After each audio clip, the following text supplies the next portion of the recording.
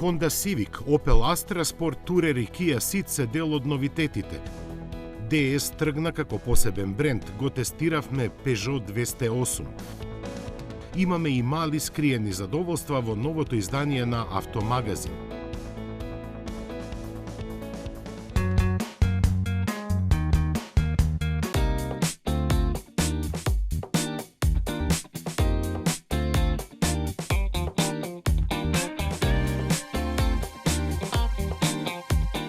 За ситуациите во кои што сте без решение, земете семеен пакет Одличен 7 од Евроинс. Пакетот вклучува домаќинско осигурување, патничко и осигурување од незгода. Одличен 7. Квалитетно осигурување за квалитетен живот.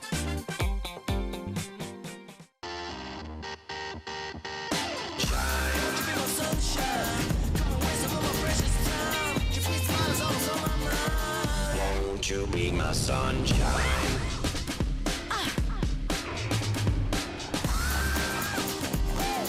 Разбуди ја енергијата во себе.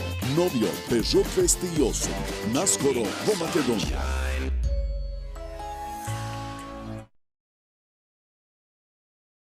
Јас сум актер во реклама за новиот современ Toyota Auris, во која сум затоа што во неја изгледам супер, затоа што се согласив да го носам овој детектор за лаги. И веруете, многу е удобен при возењето и економичен и лесен за управување. Значи, можам стварно да мислам, обично на филозофија, концерти, спорт, море на првата соседка Сандра. Многу е убава, просечна е. Брат, ова чудо осетливо. За некого откажување од целта, за него предизвик за победа. За некого потежок пат, за неа невообичаен. Новата генерација теренски возила на Mercedes-Benz. Go. Go with the wave. Lead the brave.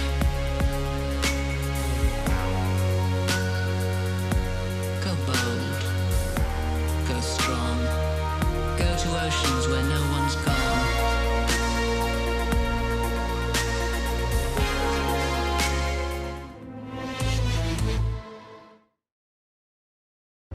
Никола постираше. Страничните фиксирачки куќи кај транзит звучат корисно. Но дали се навистина толку силни? Хаштаг, чисто се сомневам. Си рековме, ајде да го убедим.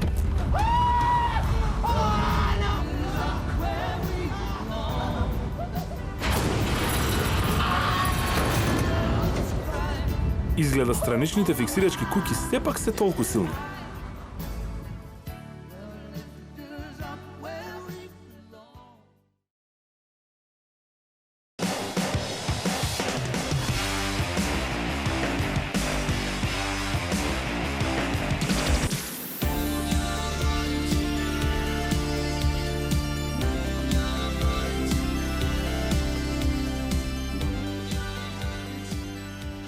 Представена 2012 година, втората генерација на Kia Ceed настапи како пософистицирана, поефикасна, поопремена и повозбудлива за возење од првата генерација. При имплементирањето на овие особености, низините конструктори толку се внесоа, што и ден денес таа изгледа толку модерно, што никој не ни помислуваше дека и треба освежување. Сепак, редовниот мејкап како козметички, така и технички, не смее да се прескокне и од жилина веќе пристигнува еден нов, уште посеопфатен модел. Како и што предпоставувате, зафатите ги има многу, но се мали, скоро незабележителни. Посебно дизајнерските, браниците се поаглести и пошироки и имаат лајсни од хром околу светлата за магла и новата маска. И задниот дел има реобликувани браници, кои заедно со LED светлата и новите тркала го заокружуваат списокот измени од визуелна гледна точка. Длабочината и обемот на зафатите на фейслифтираната внатрешност е на исто прилично суптилно ниво. На повеќе места се среќаваат инсерти од хром и в црн финиш, тапацирот е освежен, а додадени се и нови колорни шеми. Затоа пак подобрувањата на механиката се посуштински. Набројувањето ќе го започнеме со намаленото ниво на бучава и вибрации заради употребениот звучно абсорбирачки материјал во просторот за мотор. Најголемиот зафат на новиот СИД сепак е воведувањето на еднолитарскиот трицилиндричен турбомотор во гамата. Развиен е во Кореја со сопствено знаење и промени со систем за директно впрскување на горивото во цилиндрите под висок притисок, напредно ладење и интегрирана издувна гранка. Старт-стоп технологијата му е сериска, а ќе биде спаруван само со 6-степен мануелен менувач. На располагање е во две изведби со 100 и 120 конски сили. И двете имаат максимални 172 Нм вртежен момент, кој се постигнува помеѓу 1500 и 4000 вртежи во минута. Унапреден е 1,6 литарскиот дизел кој сега произведува 110 и 136 коњи. Во понудата остануваат и 1,4 и 1,6 литарските бензинци со 100 и 135 конски сили, а за некои пазари и дизелите со иста зафатнина со 90 и 110 коњи. Друго значајно унапредување е новата 7-степена трансмисија со двојна спојка на почетокот ексклузивно на располагање само со најсилниот дизел. Со него овој модел ја има намалено емисијата на јаглерод диоксид на 109 грама на километар.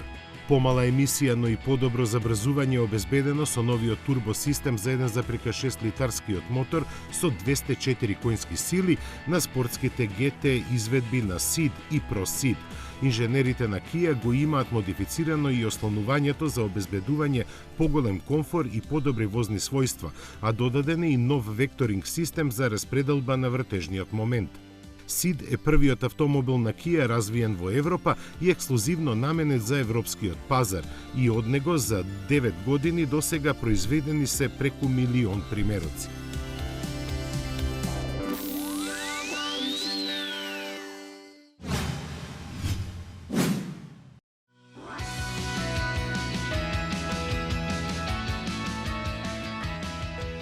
Додека во Европа главно е познат по широката гама кросовери, Nissan во Америка ги негува и автомобилите со традиционални каросериски облици. Еден од нив е моделот Sentra, кој со своите 4,6 метри должина спаѓа во тамошната класа компактни седани.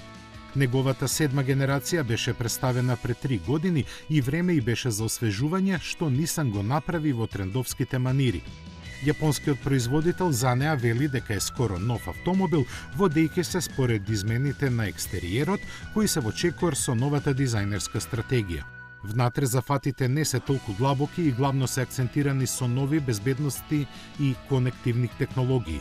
Со продажбата од околу 200.000 примероци годишно, Sentra е трет најуспешен модел на марката во Америка. Покрај квалитетот, дел од заслугите за тоа има и прифатливата цена од $16,780.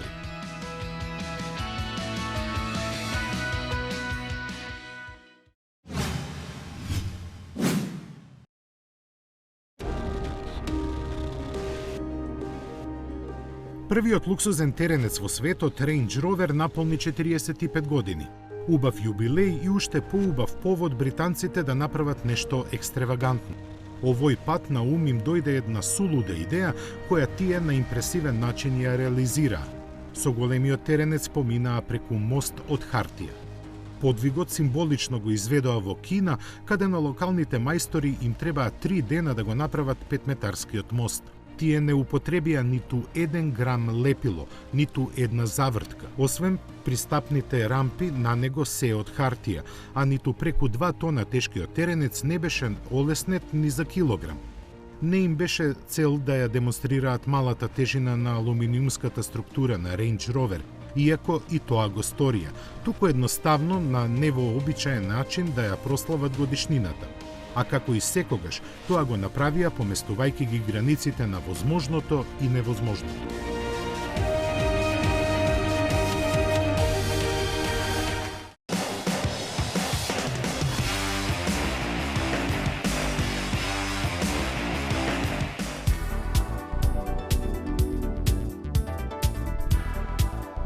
Минимализацијата е во мода, а Honda Civic отсекогаш бил модерен автомобил. Затоа и неговата идна генерација ќе има нови мотори со мала работна зафатнина. Од порано е познато за 1,5 литарскиот турбо VTEC, кој во Америка ќе биде основен во понудата, а за Европа се подготвува и 1-литарскиот мотор. Со тоа, овој модел во духот на новото време ќе ги задржи карактеристиките по кои е познат, оптимална комбинација на динамичност, сила и економичност. И двата мотора се развиени со Earth Dreams технологијата, имаат нова архитектура и ново развиено турбо надполнење со помала инерција и побрз одговор. Системот за променливата геометрија на работата на вентилите ќе обезбедува помало триење. Тоа заедно со директното впрскување на горивото значително ќе придонесе за намалување на потрошувачката и прочистување на издувните гасови. Прв мотор на Honda од новото семејство е моќниот 2-литарски за Civic Type R, чии 310 конски сили му обезбедуваат забрзување до 100 за 5,7 секунди. Новиот Civic, кој ќе биде понуден на стариот континент на почетокот на 2017-та, од минатиот месец веќе им е достапен на американците. Основната изведба за нив ќе биде седанот, а хеджбекот ќе се појави една година после него. Како што знаеме од порано, идниот Civic во својата 5-вратна верзија ексклузивно за цел свет ќе се произведува во фабриката во Англија, во која ќе бидат инвестирани 270 милиони евра. За Европа новиот Civic ќе го има и 1,6 литарскиот дизел, кој би било можно да се добие и со 9-степен автоматски менувач.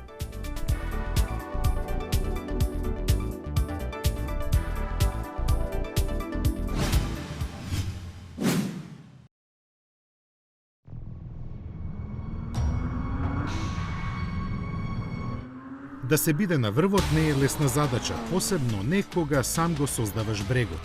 Ова не е некоја кинеска мудра поговорка, туку судбината на Porsche 911 Turbo, кој веќе 40 години представува врв на сериските спортски автомобили.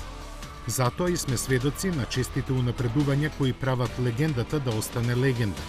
Најновите донесоа технички зафати со кои Porsche 911 Turbo доби уште 20 конски сили.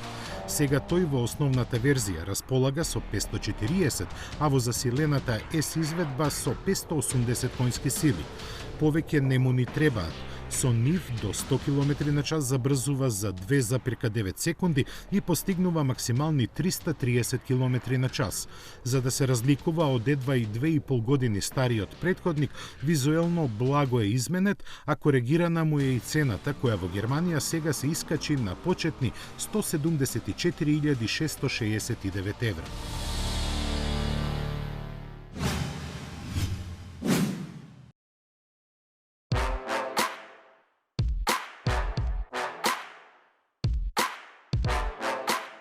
Брзината е генетска предиспозиција на автомобилите на Бентли. Исто и на 6-кратниот австралиски шампион Џон Бау. А кога еден Бентли ќе се најде во негова близина, посебно ако тој го има зборот Speed во ознаката и ако тоа е некаде во австралиската дивина, тогаш на повидо ќе соборување на рекорд. Собствен до душа, но за почит, 331 км на час, што е за само еден повеќе од она што на мраз го постигна претходната генерација на Continental GT Speed. А тоа пак само го докажува фактот за генетската предиспозиција што ја споменавме, бидејќи се работи за возило кое не е настанато од некој тркачки болид, туку свежо симнато од производствените ленти. Неговиот W12 мотор со 635 конски сили успеа да го забрза до рекордна брзина за само 76 секунди, при тоа поминувајќи 9,4 км од австралискиот Stuart Highway. Тоа е еден од ретките во светот каде такво нешто е можно и што е побитно, легално. Долг е дури 2834 км и во добар дел како таков што го гледавте, прав како пушка и без сообраќај. Соборувањето на рекордот на Бентли сепак е направено во контролирани услови, на затворена делница цело време надгледувана со хеликоптер. Импресивно е и тоа што на 6-литарскиот твин турбо мотор на Continental GT Speed му требаа само 80% од максималниот капацитет за да ги совлада аеродинамичните отпори возејќи со максималната брзина.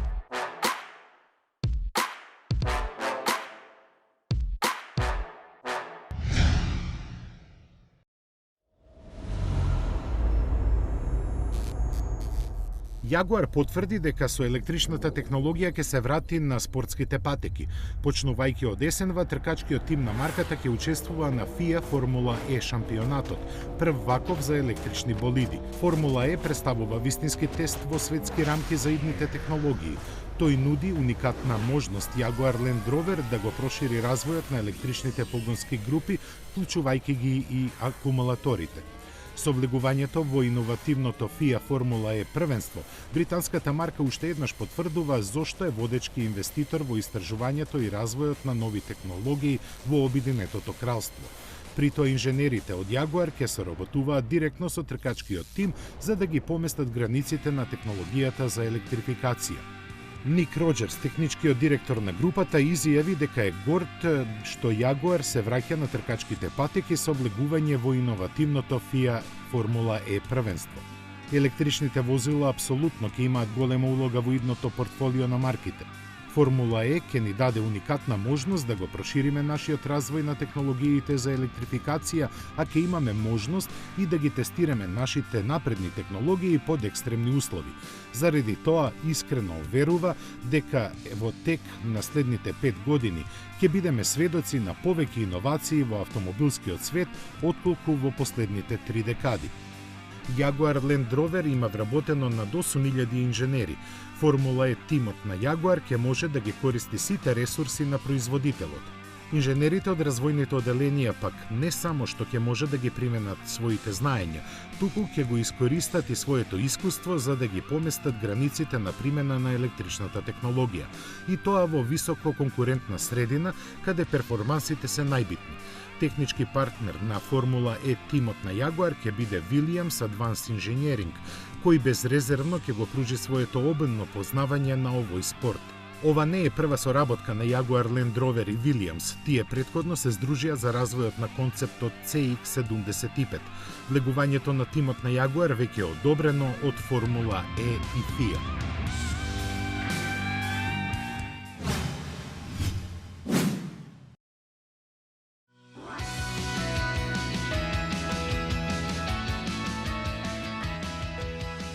Повеќе простор и помала тежина. Лесната конструкција на новата Астра на нејзината караванска спорт турер верзија ќе ја донесе доста бенефити. Со неа Opel ќе ја продолжи својата успешна приказна за семејните каравани од C сегментот. Како и својот хеджбек роднина, и таа ќе ги има истите одлики кои ја диктираат модата во автомобилскиот свет. Дизајнот е атлетски и елегантен, а креативно осмислената караванска каросерија ќе ги зголеми комфорот и функционалноста. Практична карактеристика е и тоа што задната врата се отвора со мафтање на ногата под браникот, а новата архитектура на седиштата овозможува поголемо искористување на натрешниот простор. Помалата тежина во содейство со моторите со најнови технологии ќе и вдахне поголема доза агилност и живост. Редуцираната потрошувачка на гориво ја наметнува како сериозен избор за компаниите, а во своите убедливи атрибути и како автомобил за возачите кои фреквентно патуваат. Тие добар сопатник ќе имаат и во Opel OnStar и Intelli-Link системите, кои се надоврзуваат на бројните безбедносни и други електронски асистенти. Фокусираноста на практичноста и ефикасноста се одгледува и од бројките со кои се потполнети техничките податоци. Долга е 4,7 метри, а може да понуди багажен простор од 1630 литри со склопени задни седишта. Ќе располага со палета мотори со силина во распон од 95 до 200 конски сили. Традиционално, околу 35% од купувачите на Астра се одлучуваат за нејзината караванска изведба.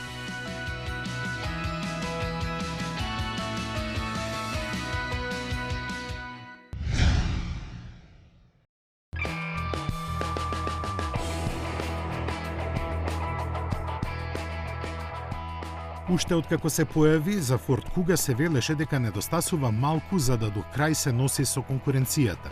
Пред се мислеше на напредната безбедносна и конективна технологија.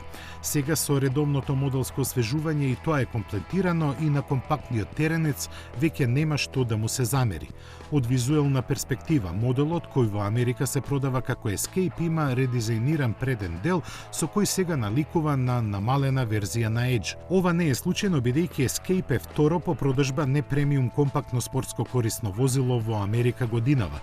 Позиција што не е лесно да се задржи во овој доста конкурентен сегмент, посебно сега, кога тој интензивно се пополнува со понови од него ривали. Затоа и Ford на 4 години стариот Escape му ги има подобрено способностите точно толку колку да ги предизвика. Меѓу другото, освежувањето му донесе нови предности со познатата од другите модели на Ford електрика за испомош на возачот, како и унапредената внатрешност.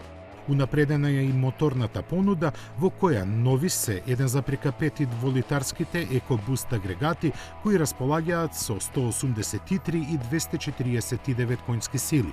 Escape во Америка уште е достапен и со атмосферскиот 2,5 литарски мотор од 168 коњи. Според маркетиншките експерти на Ford, вака комплетиран купувачите треба да го доживеат Escape како возило кое нуди точно колку им треба, ниту помалку, ниту повеќе. А избалансираноста на имиджот значи и избалансирана цена и одмерени карактеристики, нешто што кај голем број модели последниве години или недостасува или е пренагласено. Засега не се познати измените што ќе ги добие европската верзија на овој теренец, ниту пак кога.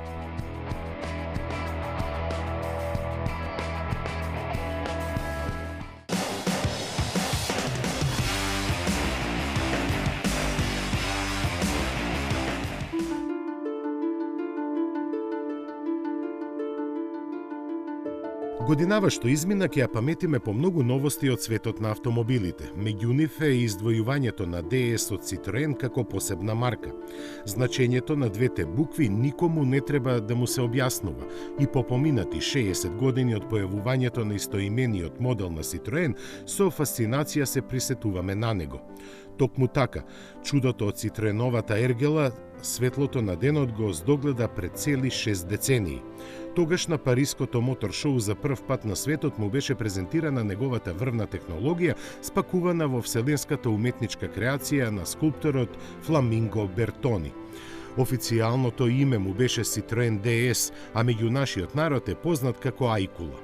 Импресивноста со која ги магепса посетителите на салонот најдобро се илустрира со фактот дека првите 15 минути по представувањето беа примени 743 нарачки, а до крајот на денот вкупно 12.000. Новата технолошка екстраваганција на Citroen стаса како замена за успешниот, но и веќе уморен Traction Avant. Целиот свет остана вчудоневиден од линиите и техниката на новиот DS, кој буквално ја остави конкуренцијата години зад себе. Возењето беше еднакво на лебдење во воздух по заслуга на дотогаш невиденото хидропневматско ослонување. Тоа овозможуваше дупнатата гума да се замени без дигалка, но и да се вози со 3 тркала. Од иновативната техника уште се издвојуваат и 4 диск сопирачки, од кои предните беа поставени веднаш до менувачот, а не во тркалото како што сме денес навикнати. Следната пикантерија беше и уникатниот полуавтоматски менувач, околу кој не треба многу труд. Едноставно, во возењето требаше само да се подигне ногата од педалата за газ и да се помести рачката на менувачот. И во однос на безбедноста, Citroen DS беше далеку пред конкуренцијата. Тој беше едно од првите возила кои имаше проектирани ударни зони што ја абсорбираа енергијата при судирот.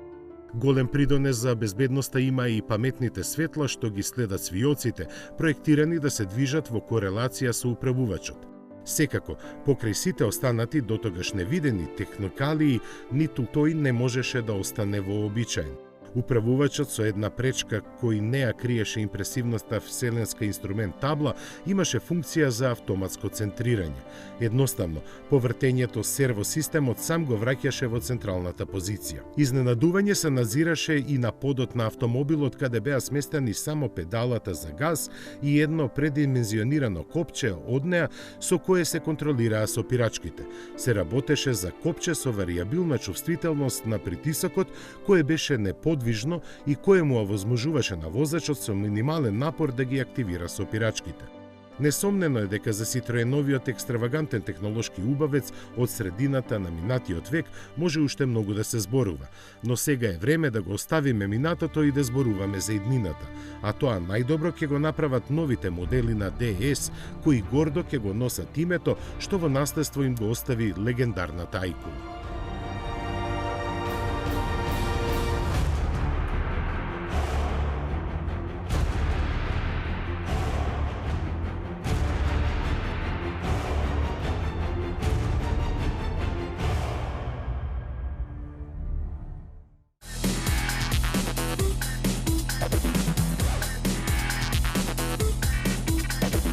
...204, 205, 206, 207, 208.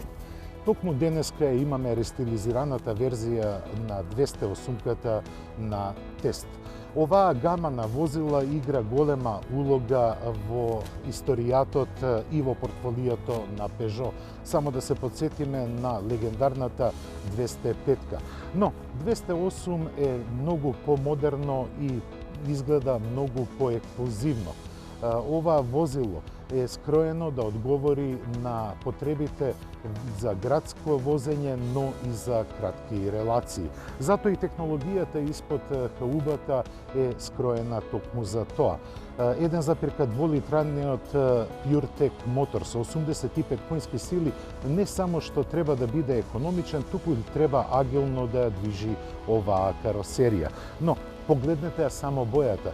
Оваа едиција на 208 изгледа како да е GTI, со матирана црна боја, потоа со лимета жолти направени цитати. Ова возило го побудува секој возач.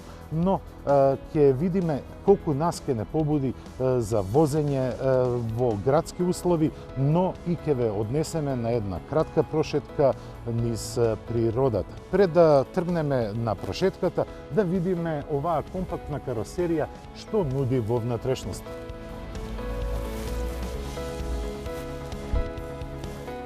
Внатрешноста на прв поглед делува извонредно атрактивно. Пред се, инструмент таблата е поделена на аналогни и дигитални инструменти, но доминацијата во кабината ја има овој дисплеј. Дисплејот нуди богато мени, па дури и многу работи кои ќе ве направат никогаш да не ви биде досадно. Замислете, овој мал автомобил може да биде и хотспот за Wi-Fi конекција, а никогаш не би ви било досадно, бидејќи во внатрешноста имате дури и калкулатор и календар. Но да збориме малку за возачката позиција. Јас сум удобно сместен на седиштето на 208-ката, но со новиот дизајнерски смер кој го промовира Peugeot со 2008-ката, има преголем простор од управувачот па се до инструмент таблата. Така да, иако воланот е во највисока можна позиција, мене некако ми доаѓа оваа констелација чудно. Инаку престојот во кабината се гледа дека алудира на луксуз и на престиж. Пијано лакот е тука со алуминиумски цитати. Тоа се моите први впечатоци за интериерот на 208. А сега е време да го стартуваме моторот и да тргнеме на возење.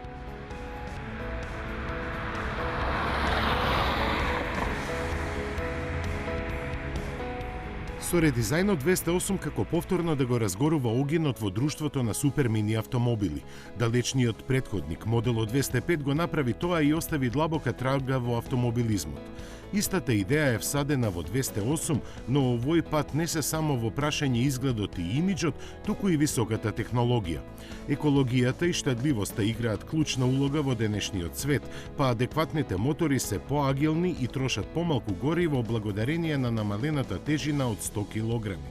Тоа се постигна со аеродинамиката која е подобра отколку кај 207 и употребата на лесни материјали и композити употребени во изработката на подвозјето и каросеријата. Внатрешноста на мој изненадување е комотна и има доволно простор на задните седишта. Престојот во кабината е пријатен, ергономски, со нагласок на последните технички помагала за забава. Во градски услови на возење 208 се однесува зрело. Сите мои предрасуди за 1,2 литрениот бензинец паднаа во вода веќе во првите неколку извозени километри. Трицилиндерскиот мотор има 82 коњски сили кои оставаат уверлив печаток. При притискањето на педалата за забрзување, каросеријата весело забрзува. Преносот на брзините, иако е 5 степен, добро е модулиран, па овозможува брзо менување и возење во висок степен со мала брзина. Тука лежи трикот. Без премногу оптоварувања, 208-ката лесно и флуидно се движи низ градскиот сообраќај и поради тоа не троши многу гориво.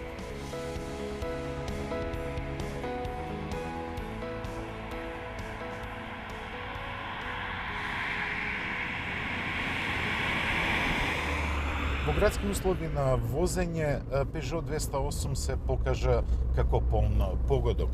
Просторноста, опременоста и ергономијата во внатрешноста го прават возачот да се чувствува комфортно и никогаш да не му е досадно, пред се поради инфотеймент системот. Но да видиме како се однесува 208 на отворен пат, односно пат со свијаци. Првиот впечаток е дека управувањето не е толку ентузијастичко како што остава впечаток во градски услови на возење. Далеку од тоа дека не е прецизно, но повеќе доверба би ми пружило управувањето кога подобро би ја чувствувал предницата. Инаку, моторот многу добро се однесува во сите сценарија. Тој е трицилиндерски со зафатнена од 1,2 литри и има 82 коњски сили. Оно што ми се допаѓа е неговата еластичност, но и големата економичност. На нашиот тест ние забележавме потрошувачка од 7,1 литар, што е добар показател бидејќи го возевме малку подинамично. Ми се допаѓа кај него звукот. Тој е резонантен и знае да зарежи на повисок број вртежи. Па оној што не знае дека е трицилиндричен мотор и дека има само 82 коњски сили би помислил дека е доста посилен мотор. Забележав дека подпирањето е малку потврдо отколку што би требало да биде, но тоа не се одразува на комфорот. Потврдо затоа што очекувам вакво подпирање и амортизација да има автомобил со многу посилен мотор. Но 208 покажува дека и со послабите мотори е гама која е способна да понесе многу повеќе отколку што се очекува од неа. Инаку појавата на 208 е импресивна, особено во изданието кое ние го возиме. Матираната црна боја со лимета зелените цитати го прават да изгледа како спринтер, да не кажем како GTI автомобил. Но првенствената улога на 208 со 1,2 литрениот мотор е да биде економичен и да не ја загадува човековата околина. Јас би додал дека ова издание на 208 е кул автомобил. Кул поради опременоста и чувството кое го има луѓето во внатрешноста на кабината. Опременоста е на високо ниво, па можеби и затоа не би ја дискутирал цената од околу 13.500 евра. Peugeot со своите автомобили има длабока трага во автомобилската индустрија, особено во оваа класа. Можеби со моделот 207 Peugeot малку го изгуби својот пат, но 208-ката покажува и докажува дека францускиот лав се уште знае гласно да зарика и да се спротистави на тешката конкуренција. Тоа беше се за ова издание на Автомагазин. Ви посакувам убави недела дена, додека не дојде нашата повторна средба. Се гледаме следната сабота во 14 часот и 45 минути.